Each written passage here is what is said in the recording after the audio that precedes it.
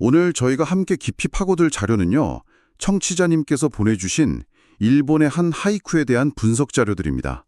17세기 시인 니시야마 소인의 작품인데 이게 고작 17음절달이 짧은 시거든요. 근데 보내주신 자료들을 보니까 와, 이 짧은 시 안에 정말이지 거대한 우주가 담겨 있더라고요. 그래서 오늘 저희의 목표는 바로 이겁니다. 그 밑줄 그어 보내주신 지점들을 따라가면서요, 아름다움을 향한 숭고한 정신, 그리고 아이고 목이야 하는 그 지극히 현실적인 육체가 어떻게 한 편의 시 안에서 충돌하고 또 갈등하고 끝내는 화해하는지 그 여정을 한번 같이 따라가 보려고 합니다. 우선 그 문제의 하이쿠부터 소개해 드릴게요. 원문은 이렇습니다. 나가무토테 하나니모 이타시 쿠비노 호네. 이걸 우리말로 옮기면 응시하려 해도 꽃에게도 괴로운 목뼈 또는 바라보지만 꽃에도 아픔인 목의 뼈, 뭐 이 정도로 해석할 수 있겠네요. 자, 그럼 이 시의 첫 단어 나가무부터 한번 시작해 볼까요?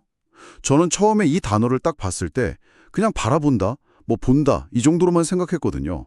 그런데 보내주신 자료를 보니까 그게 전부가 아니었어요. 이 단어 하나에 이미 엄청난 복선이 깔려 있더라고요. 네, 바로 그 지점이 이 시를 여는 아주 중요한 열쇠입니다. 청취자님께서 보내주신 자료에서도 이 단어의 중의성을 여러 번 강조하고 있죠. 만약 이 단어가 정말 단순히 본다는 뜻이었다면 이 시는 지금하고 전혀 다른 느낌이었을 거예요. 여기서 나가무는 최소 세 가지 의미가 겹쳐 있다고 볼 수 있어요. 세 가지나요? 네, 첫 번째는 물론 말씀하신 대로 오랫동안 뚫어지게 응시한다. 즉, 나가메르라는 뜻입니다. 네, 넋을 잃고 바라보는 거요? 그렇죠. 그리고 두 번째는 시를 읊조린다, 용음이라는 의미가 있습니다. 옛 시인들이 아름다운 경치를 보면 즉흥적으로 시를 읊곤 했잖아요.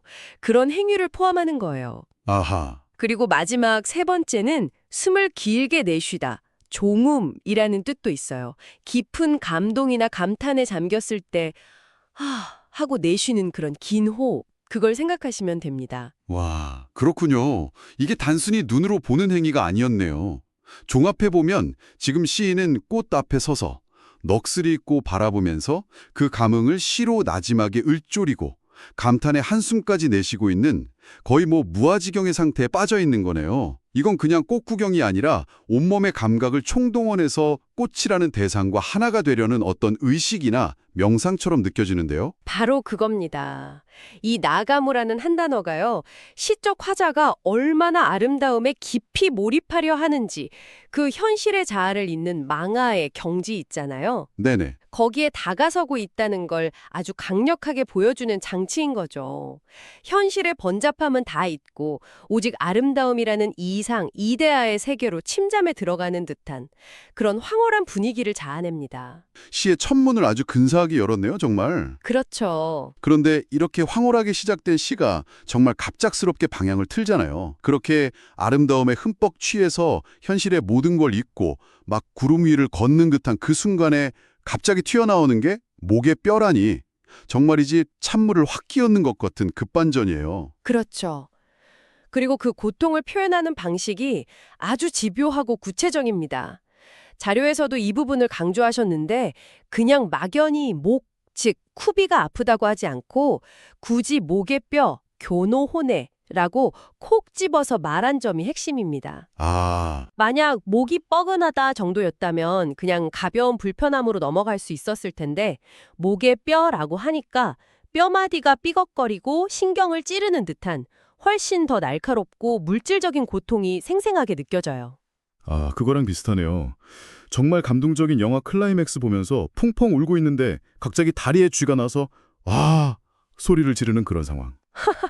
네. 그 순간 영화의 감동이고 뭐고 다 사라지고 오직 아파 죽겠는데 다리 근육만 느껴지잖아요. 정신적으로는 가장 높은 곳에 올라갔다가 육체적으로는 가장 원초적인 감각으로 수직 낙하하는 느낌이에요. 아주 적절한 비유입니다. 황홀한 망아의 상태에서 가장 구체적이고 고통스러운 나의 신체로 강제 소환되는 거죠. 근데 재미있는 건요, 이런 극적인 반전이 사실 시의 구조 안에 이미 예고되어 있었다는 점입니다. 예고요? 네, 자료에 따르면 나가모토테의 토테라는 조사가 중요한 단서가 됩니다. 아, 그 토테라는 부분이요. 저는 그냥 쉼 하려고 정도로만 생각했는데 다른 의미가 있나요?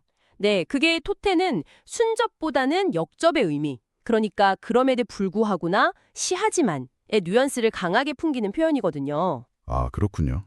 그러니까 첫 구절부터 아름다움에 몰입하려고 하지만 혹은 황홀하게 응시한다고 해도 라며 앞으로 전개될 내용이 순탄치 않을 것임을 암시하는 일종의 복선을 깔아둔 셈이죠. 와, 처음부터 불안한 전조가 있었네요. 맞습니다. 물론 그렇다고 해서 목뼈의 통증이라는 지극히 일상적인 고통을 예상하기는 어렵기 때문에 독자에게 더 큰 충격을 주면서 꽃을 감상하는 시라는 익숙한 틀을 깨버리는 이른바 낯설게 하기 효과를 극대화하고 있습니다. 그렇군요. 근데 저는 여기서 한 개 즉 의문이 들었어요. 청취자님께서 보내주신 자료를 보면 이 시의 핵심 묘미를 골개, 즉 해악이라고 설명하는데 저는 솔직히 이게 왜 웃긴 건지 처음엔 잘 와닿지 않았거든요. 그냥 시인이 목이 아팠구나 하고 좀 안쓰럽다는 생각이 먼저 들었는데 이게 왜 유머가 되는 걸까요? 아주 좋은 질문입니다. 그 지점이 바로 이 시의 깊이를 더해주는 부분이죠. 만약 시인이 목이 아파서 이 아름다운 꽃을 더 이상 볼 수가 없구나 하고 한탄했다면 네. 그건 그냥 비극적인 시가 됐을 겁니다. 하지만 이 시인은 그러지 않아요. 숭고한 정신활동, 즉 꽃을 보며 망아의 경지에 이르는 것과 지극히 비루한 육체적 현실, 목뼈의 삐걱거림을 아무런 해설 없이 그냥 나란히 툭 던져놓습니다. 그 부조화 자체에서 웃음이 터져 나온다는 말씀이시군요. 아주 고상하게 명상에 잠겨 있는데 몸은 아이고 주인 양반 나 좀 살려주쇼 하고 아우성치는 그 어색한 상황이요. 바로 그겁니다. 그 부조화가 바로 유머의 원천이죠. 그리고 이 해학은 누군가를 비웃는 냉소적인 웃음이 아니라 인간이라는 존재의 어쩔 수 없는 한계를 너그럽게 받아들이는 따뜻한 웃음에 가깝습니다. 정신만으로 살 수 있을 줄 알았지, 어림없지, 넌 뼈와 살로 된 몸뚱이라고 하고 스스로에게 툭 던지는 농담 같은 거죠. 이 시인은 그 부끄러울 수도 있는 순간을 외면하지 않고 오히려 시의 가장 중심에 당당하게 가져다 놓습니다. 듣고 보니 이해가 되네요. 그러니까 이 시는 육체의 고통 따위는 잊고 정신적 아름다움에만 집중하자 이런 메시지가 전혀 아니죠. 오히려 정반대입니다. 네, 정반대로 그래 나 지금 목 아파. 아름다움을 보려니 목이 아프네. 그것도 나야. 하고 그 현실을 있는 그대로 끌어안는 이야기였어요. 정확합니다. 자료의 표현을 빌리자면 현실을 부정하는 망아가 아니라 아픈 현실까지도 온전히 마자신으로 포용하면서 그것을 웃음으로 넘어선다는 점에서 더 고차원적인 초월이라고 할 수 있습니다. 현실을 잊는 게 아니라 현실과 함께 가는 초월. 바로 그겁니다. 비현실, 즉 꽃의 아름다움과 지독한 현실, 목뼈의 통증이 정면으로 마주하는 바로 그곳에 이 시의 유머와 깊이가 공존하는 거죠. 그럼 이 모든 걸 종합해서 시의 마지막 반전이라고 할 수 있는 꽃에게도 아픈, 즉 화니모 이타시라는 구절로 넘어가 보죠. 청취자님께서 보내주신 노트에서도 이 부분에 물음표를 여러 개 그려놓으셨더라고요. 저도 이 부분이 가장 해석하기 어려운 아주 오묘한 구절이라고 생각했어요. 꽃에게도 아픈 목뼈라니 이게 대체 무슨 뜻일까요? 네, 바로 그 부분이 이 시를 단순한 해학시에서 철학적인 경지로 단숨에 끌어올리는 지점입니다.